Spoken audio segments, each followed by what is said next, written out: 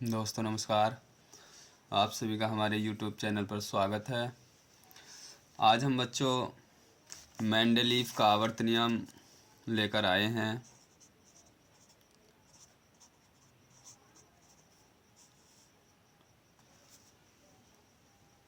Mendeleev का आवर्त नियम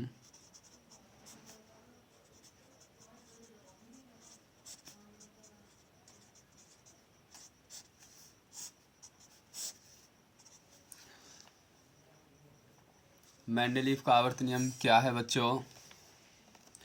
मेंडलीव ने जो तत्व होते हैं उन तत्वों को उनके परमाणु भार यानी कि जो परमाणु द्रव्यमान होते हैं उनके बढ़ते हुए क्रम में रखा और एक सारणी प्रस्तुत की, यानी एक सारणी बनाई। उसे ही मेंडलीव की आवर्त सारणी कहते हैं।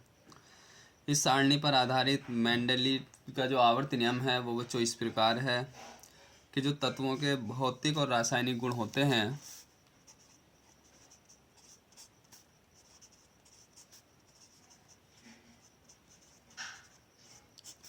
भौतिक व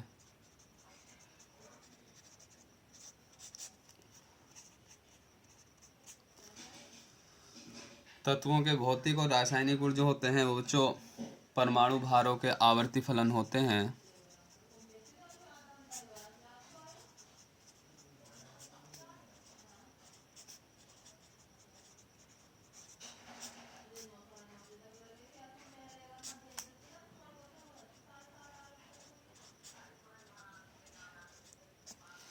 तो मेंडलीव का आवर्त नियम क्या है बच्चों?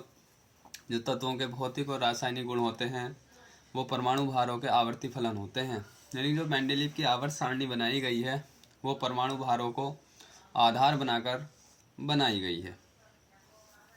इस सारणी में बच्चों 7 आवर्त और 8 वर्ग होते हैं। जो मेंडलीव की आवर्त सारणी होती है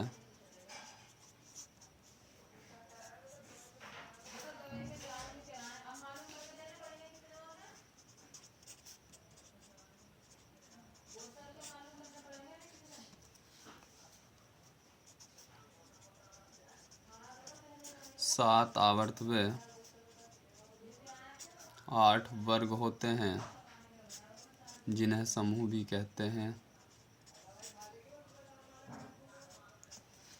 तो मेंडलीव की आवर्त सारणी में बच्चों 7 आवर्त और 8 वर्ग होते हैं जिन्हें समूह भी कहते हैं। मेंडलीव के जो आवर्त सारणी है इसके कुछ गुण यानी कि उपयोगिताएं होती हैं। मेंडलीव की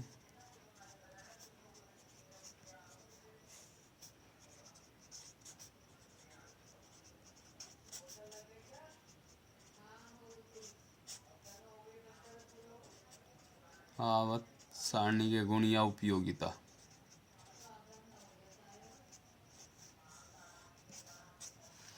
तो आवर्त मेंडलीव की जो आवर्त सारणी इसके कुछ गुण हैं यानी कि विशेषताएं या उपयोगिताएं। नंबर 1, इसका उपयोग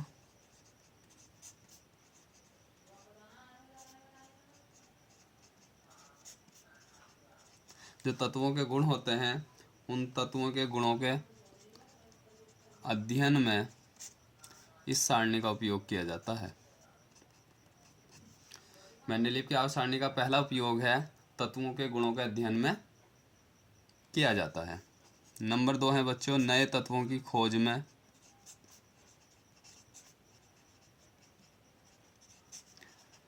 नए तत्वों की खोज में इसका उपयोग किया गया मेंडलीव की आवर्त सारणी का। और जो नंबर 3 है तत्व जो होते हैं उनका लगभग परमाणु भार या सही परमाणु भार ज्ञात करने में इसका उपयोग किया जाता है। तत्व का लगभग परमाणु भार या सही परमाणु भार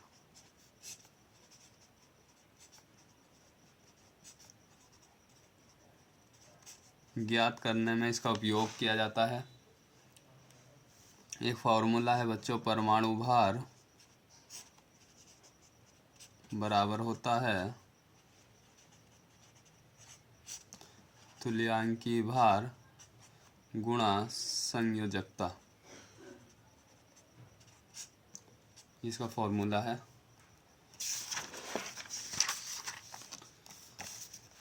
और नंबर 3 के बाद नंबर 4 है बच्चों, इस सारणी का जो उपयोग किया गया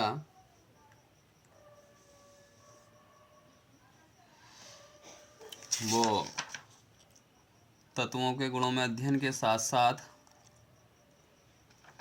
तत्वों के परमाणु भारों को एक क्रम में लगाया गया। तत्वों के परमाणु भारों या द्रव्यमानों को बढ़ते हुए क्रम में रखा गया। इसके कुछ दोष भी हैं बच्चों, मेंडलीव की आवर्त सारणी के कुछ दोष हैं। दोष यानी कि जो इसके डीमेरिट्स हैं वो इस प्रकार हैं। नंबर 1 है हाइड्रोजन का स्थान जो अनिश्चित है, यानी कि अभी तक हाइड्रोजन का स्थान का पता नहीं लगाया गया कि हाइड्रोजन को कहाँ रखना है, किस समूह में रखना है। तो हाइड्रोजन का स्थान अनिश्चित है अभी तक। हाइड्रोजन का स्थान अनिश्चित, यानी कि जब मेंडलीव की आवर्त सारणी बनी तब तक हाइड्रोजन का स्थान अनिश्चित था, यानी कि इसका स्थान निश्चित नहीं हुआ। इसे जो है फर्स्ट ए के जो धातु वो होते हैं उपधातुओं के तत्व, तो क्षारीय धातु के साथ भी रखा गया है इसे, और हैलोजनों के साथ भी रखा गया, यानी कि दोनों समूह में रखा गया है। क्षारीय धातुओं और हैलोजनों के साथ में रखा गया है। इसके कुछ गुण तो जो क्षार धातुओं से मिलते हैं और कुछ गुण हैलोजनों के समान हैं। तो ये अगर आए कि हाइड्रोजन के जो गुण होते हैं वो किससे मिलते जुलते हैं, तो हाइड्रोजन के गुण जो होते हैं बच्चों, हाइड्रोजन के गुण क्षार धातुओं तथा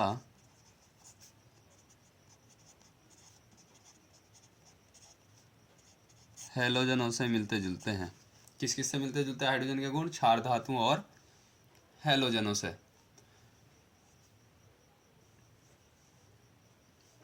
तो अभी तक जो है हाइड्रोजन का बच्चों स्थान निश्चित नहीं हुआ था जब तक मेंडलीव की सारणी बनी थी।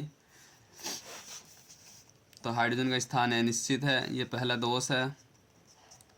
सेकंड है कि जो अधिक परमाणु भार वाले तत्व हैं उन्हें कम परमाणु भार वाले तत्वों से पहले रखा गया है, जबकि बाद में रखा जाना चाहिए था।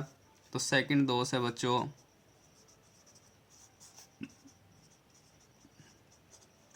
अधिक परमाणु भार वाले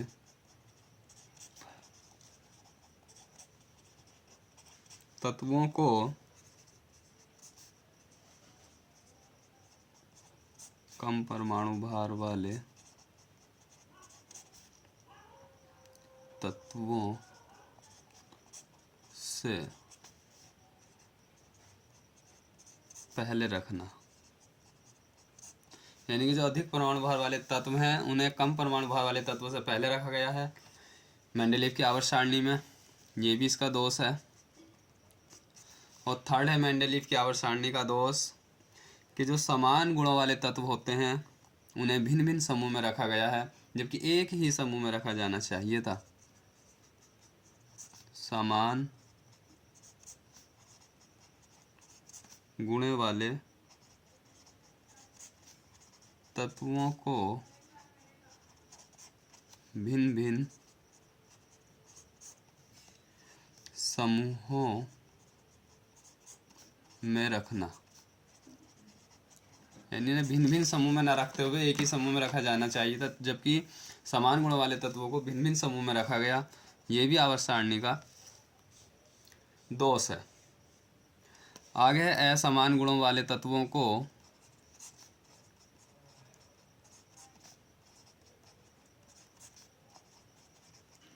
जो असमान गुण वाले तत्व हैं उन्हें एक ही समय में रखा गया है। तत्वों को एक ही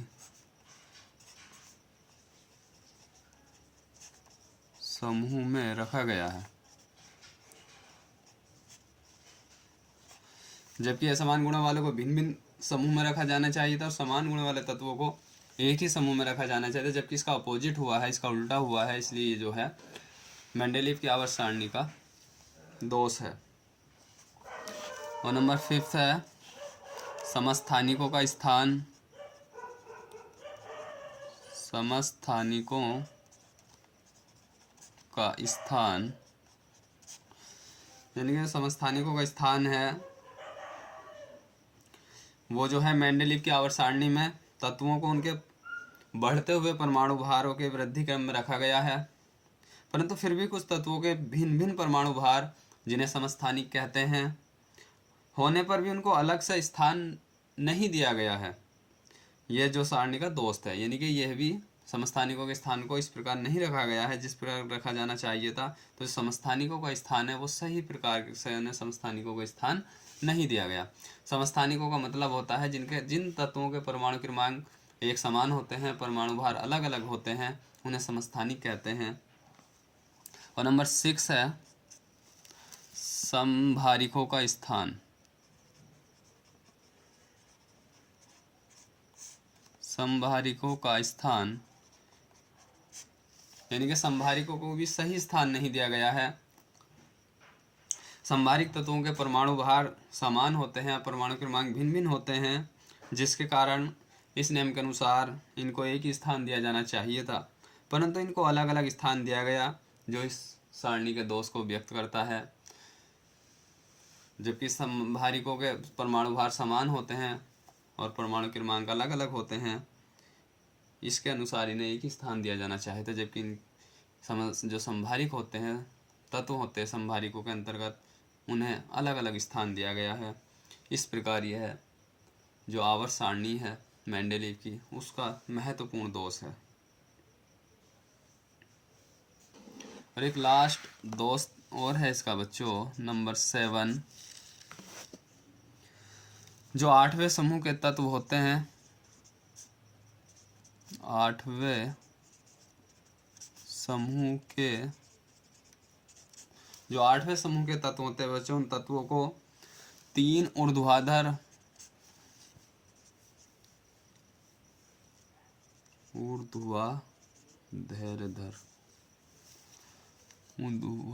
स्तंभों यानी कॉलमों में रखा गया है।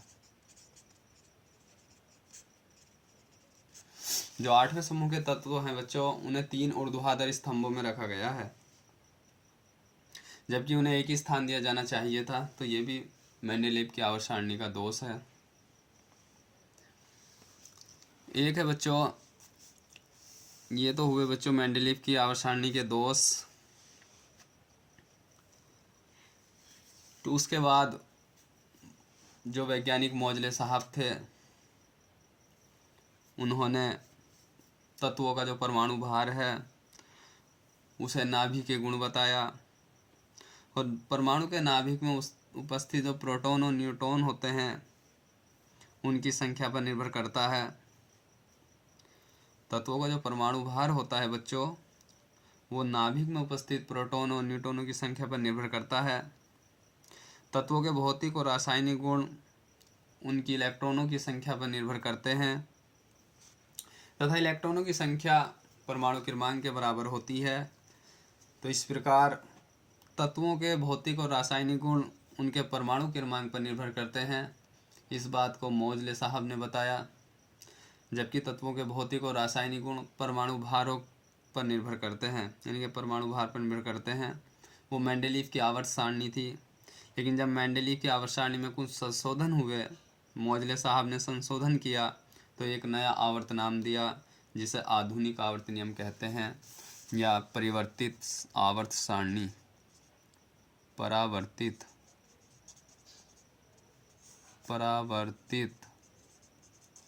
आवर्त सारणी। नहीं, परावर्तित आवर्त सारणी किसने दी? ये मोजले साहब ने दी, मोजले वैज्ञानिक ने दी 1913 में। मेंडेलीव की आवर्त सारणी में इन्होंने संशोधन किया और ये बताया कि जो परमाणु का मौलिक गुण परमाणु क्रमांक होता है, न कि परमाणु भार। जबकि मेंडेलीव ने बताया था परमाणु का मौलिक गुण परमाणु भार को बताया था, जबकि मोजले साहब ने परमाणु का मौलिक कण या मौलिक गुण परमाणु क्रमांक को बताया, परमाणु भार नहीं होता। तो इस प्रकार मेंडेलीव के आवर्त नियम को संशोधित करके एक नया आवर्त दिया जिसे आधुनिक आवर्त नियम कहते हैं। तो इसमें क्या होता है इस सारणी में क्या है, यानी कि इस आधुनिक आवर्त नियम में क्या है? आधुनिक आवर्त नियम ये किसने दिया था? आधुनिक आवर्त नियम ये मोजले साहब ने दिया था। आधुनिक आवर्त नियम में क्या होता है? जो तत्वों के भौतिक व रासायनिक गुण, जो तत्वों के भौतिक और रासायनिक गुण होते हैं, वो उनके परमाणु क्रमांक के आवर्ती फलन होते हैं, यानी कि परमाणु क्रमांक पर निर्भर करते हैं।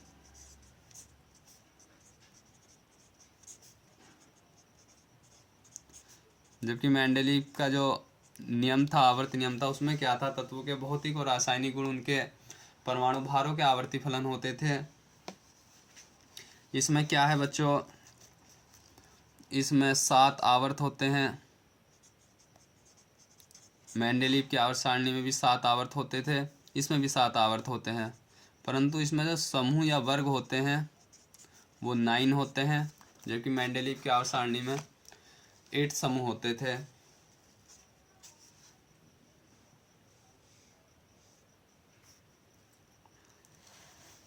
और इसमें 7 आवर्त किस प्रकार होते हैं बच्चों? First, second, third, fourth, fifth, sixth, 7, इस तरीके से 7 आवर्त होते हैं। और ये है आवर्त, यहाँ लिख लो श्रेणी, यहाँ लिख लो तत्वों की कुल संख्या। आवर्त में तत्वों की कुल संख्या, और यहाँ किसको क्या कहते हैं, ये नाम है। तो फर्स्ट आवर्त में बच्चों फर्स्ट श्रेणी होती है, सेकंड में सेकंड, थर्ड में थर्ड, और फोर्थ में बच्चों 2 होती हैं, एक फोर्थ और एक फिफ्थ। फोर्थ होती है बच्चों सम, फिफ्थ होती है बच्चों विषम, यानी कि इसमें 2 श्रेणी होती है, सम और विषम। ऐसी फिफ्थ में 6 और 7, ये भी बच्चों 2 होती हैं, सम और विषम। ऐसी बच्चों 6 में सम 8 और 9 विषम, सम और विषम, ये 2 श्रेणी होती है बच्चों। और 7 में नंबर 10, इसमें कितने तत्व होते हैं बच्चों? फर्स्ट में 2 होते हैं, सेकंड में 8 होते हैं, और थर्ड में भी 8 होते हैं, फोर्थ में होते हैं बच्चों 18, फिफ्थ में भी 18, और सिक्स्थ में होते हैं बच्चों 32। सेवेंथ बच्चों अपूर्ण आवर्त है, 7 अपूर्ण आवर्त है बच्चों, इसमें 28 तत्व होते हैं। और फर्स्ट वाले को बच्चों कहते हैं अति लघु आवर्त, फर्स्ट वाले को कहते हैं अति लघु आवर्त, और सेकंड को कहते हैं बच्चों लघु आवर्त, लघु आवर्त, थर्ड को भी कहते हैं बच्चों लघु आवर्त, और फोर्थ को कहते हैं बच्चों लघु के बाद दीर्घ, फोर्थ को कहते हैं दीर्घ आवर्त, और फिफ्थ को भी कहते हैं बच्चों दीर्घ आवर्त, और सिक्स को कहते हैं बच्चों अति दीर्घ आवर्त, और सेवंथ को कहते हैं बच्चों अति दीर्घ तथा अपूर्ण आवर्त। ये अपूर्ण आवर्त है बच्चों, तो ये आ जाए कि कौन सा अपूर्ण आवर्त है तो बता देना। आवर्त 7 जो आवर्त है वो अपूर्ण आवर्त है, उसमें कहेंगे कितने तत्व होते हैं, तो 28 तत्व होते हैं, होने कितने चाहिए 32 तत्व, तो कितने कम है बच्चों इसमें 4 तत्व कम है। तो इस तरीके से याद रख लेना। ठीक है बच्चों, तो आज हमने आपको मेंडलीव की आवर्त सारणी, उसकी उपयोगिता और दोष पढ़ाए। उसके बाद जो परिवर्तित आवर्त सारणी बनी जो मोजले साहब ने दी, उसके द्वारा आधुनिक आवर्त नियम हमने आपको पढ़ाया। नेक्स्ट वीडियो में बच्चों हम आपको तत्वों की आवर्तित गुण पढ़ाएंगे। पूरी वीडियो देखने के लिए बहुत बहुत धन्यवाद।